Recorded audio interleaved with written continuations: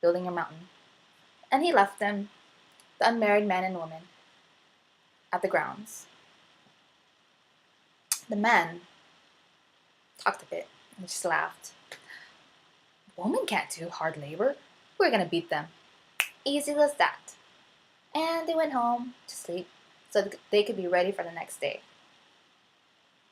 The women, they held a meeting. And in that meeting, they came up with a great plan. That same night, before the competition, they went to the grounds where the mountain was to be built and decided to unloosen the earth. And they did this because for the next morning, when the competition did start, they'll be easily to roll the boulders. And so after they finished loosening the earth, they covered it with grass and branches so they can hide the fact that they had already started on the mountain. And so the royal drum sounded the first day that the morning star rose to signal that the men and women could start working on the mountain. And so they did. They worked all throughout the day. And when night came, the men said, "Man, we're ahead. Just go to sleep." And so they did. And while the men slept, the woman kept on working all throughout the night, barely taking any breaks. The second day that the morning star rose, the woman held a meeting. The men saw this and said, "Look at them, gossiping around, not even doing any work. We're gonna win." And so that night, the men slept again. But after the meeting, the women went to work. And they worked all throughout the night while the men slept. On the third day, the woman sent two groups out. One group went to the market and they bought candle, string, and clear paper. The second group went to the forest and they went to cut some bamboo stalks. The men saw this and they said, "They're out shopping and resting in the shade and from the hot sun. Okay, we're gonna win." And so they decided to take their own break in the shade.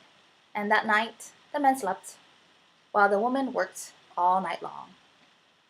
On the fourth day that the morning star rose, the women were gathered around the mountain in a close group.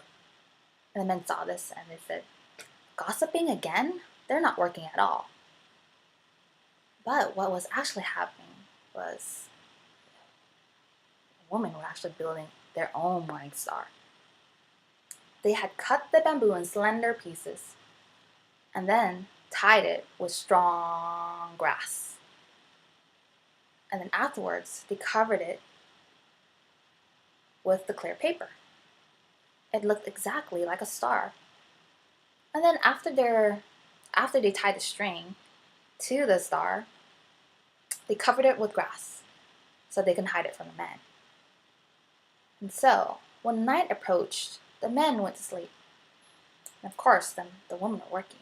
And maybe only a few hours into the night, they brought out the morning star, their own morning star, lit a candle inside, and tossed it into the night sky. And the night breeze picked it up even higher and higher. And of course, the lantern, the morning star lantern, lit the dark sky with lights almost like the morning star rise did, or like the morning star did. And then they started to cry. "Oh no! The fifth star the fifth day. It's the fifth day. We must all stop, for the day has come where the fifth star has risen." And so they cried and cried, made all noise until they woke up the men. And the men heard this. And said, "See, we worked hard. And also we're stronger." That's what they said. "Let's go back to sleep, because tomorrow there's going to be a great celebration for us. For we are the winners. And so let's get our beauty sleep." And so they went to sleep. But the woman continued to work and work and work throughout the night. And until The true morning star rose on the 5th day. And they stopped when it rose. And later that day, the king came with his ministers to inspect the mountain. The king saw the woman's mountain and said, "What a lovely mountain. It is as beautiful and elegant as the woman. It has such high peaks and slender slopes. A very beautiful mountain. I'm impressed." And then he looked to the west. And then he saw the large base that the mountain had, and it rose sharply.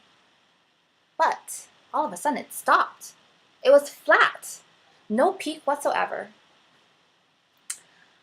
The king thought, and then stepped back and back and back with his ministers until he was able to compare both mountains side by side. And then he looked and he said, "Well, it's apparent that the woman won." And being a man of honor, he sent out a proclamation throughout the land stating that from that day on, it was the men who had to propose, pay for the wedding, and also give gifts to the bride and her family. And those two mountains can still be seen today. Thank you.